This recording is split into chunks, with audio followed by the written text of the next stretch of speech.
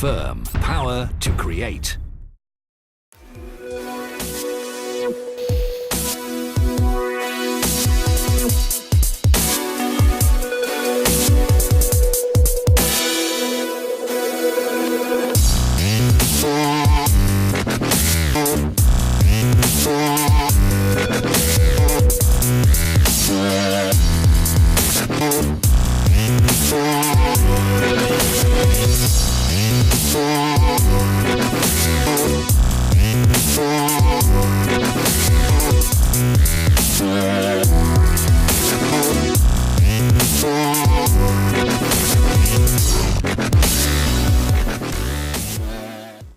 Firm.